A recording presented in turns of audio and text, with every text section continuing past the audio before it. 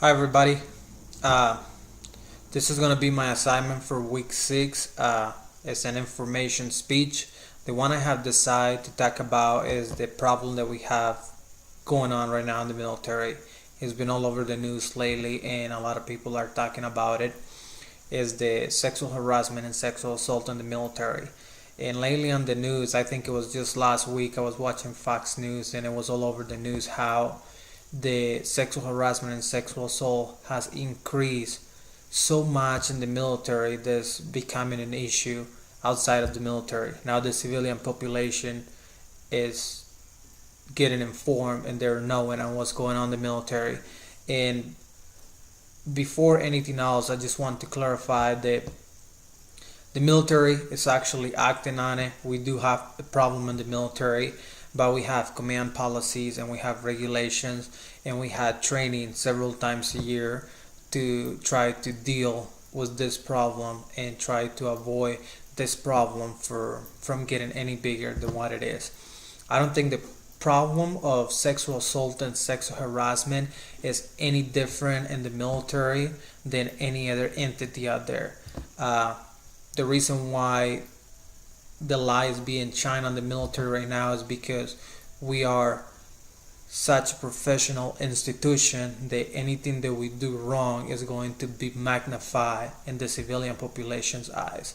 So hopefully the information that I'm about to provide you is going to give you a little bit of peace of mind or give you an understanding that the military is actually acting on it, is not putting this in the back burner or anything like that. Before we start, there are several policies out there, command policies. Army Regulation 600-20 outlines what sexual assault and sexual harassment is. The Army came up with the I Am Strong campaign. I Am Strong campaign is a campaign where anybody that has been sexual assault, sexual harassment in the military can either do a formal or informal report. It could be either trying to find the proper word right here. It can be either restricted or unrestricted when it comes to sexual assault. For sexual harassment, it could be formal or informal. So whenever something like this happens to somebody, you can go up to your first line leader, your supervisor in the civilian life, and you'll be able to make this report without any repercussions to you or anybody coming back on you and getting harassed after that. So that was the first reference I wanted to cite.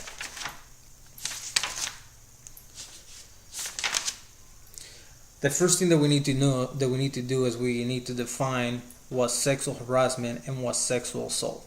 Sexual assault is any unwelcome touching or any approach that you make to another person and it's unwelcome. The person has the right to tell you to stop immediately. You need to stop that behavior. If you fail to stop that behavior, then that person has the right to file a complaint. If it's sexual assault, it could be either restricted or unrestricted. It will be up to the person to do that. If it's sexual harassment, it could be either formal or informal.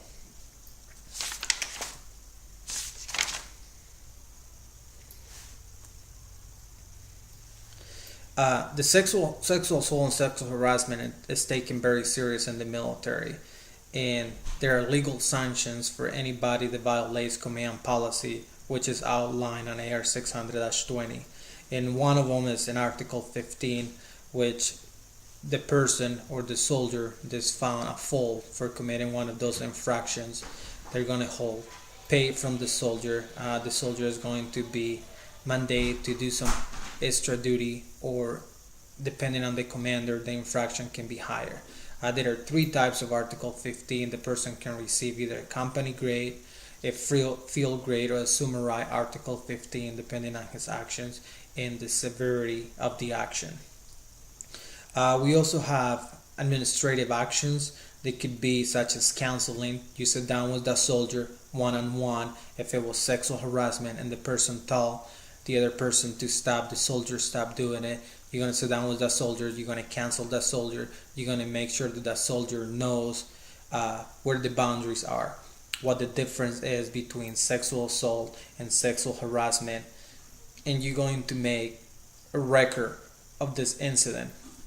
Just in case it happens again, was the same soldier, now you have a paperwork trail and you can go back and say, okay, listen, this happened before, it's happening again, we're going to take action.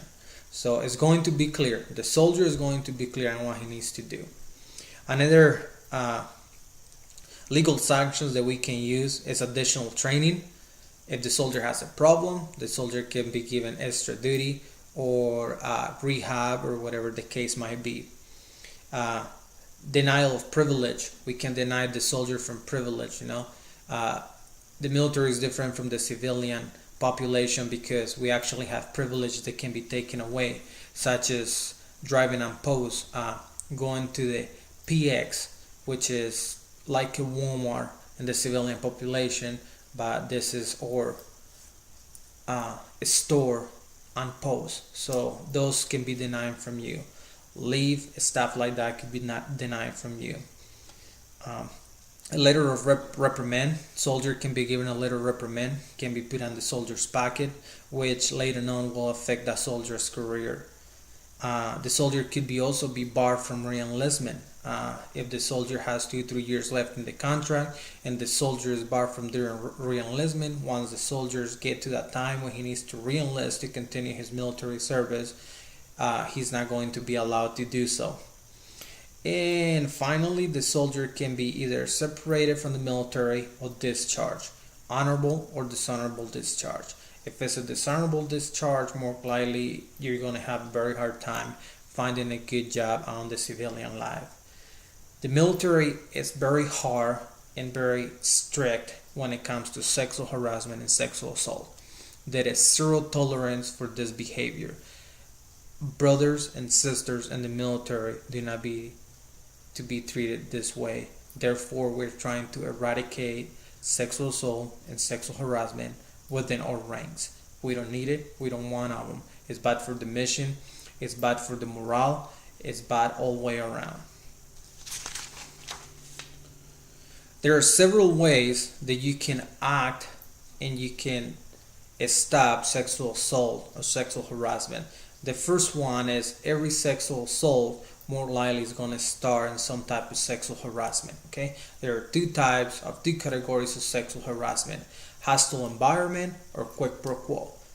Some people are familiar with quid pro quo, some people are not. Quid pro quo is, I'm going to use my rank and you're going to do this for me and I'm going to do this for you, or if you do this for me, I'm going to do this for you. That is sexual harassment. Or hostile environment: if I'm playing music, I'm displaying pictures, or my behavior is making you uncomfortable, where your work environment is hostile, that's sexual harassment. You can ask me to stop. If it continues to happen, more likely it's going to lead into sexual assault, which is later on defined by the military under the sexual assault harassment program as anybody that is being touched in an appropriate way, not an appropriate way, or the touching or anything like that is unwelcome by the other person. So hopefully that clarifies a little bit where the military stands and what the military is trying to do. The military is not letting this just pass by with any action.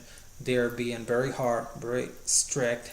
Their policies, their command policies, they're enforced, their training.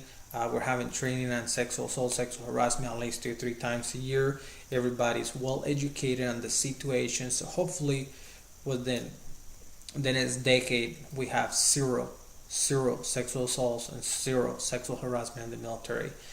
There's a lot more than this on the policy, but since I only have 8 to 10 minutes, hopefully this is a little bit of information that you can get and you can understand how the military is actually working on this problem.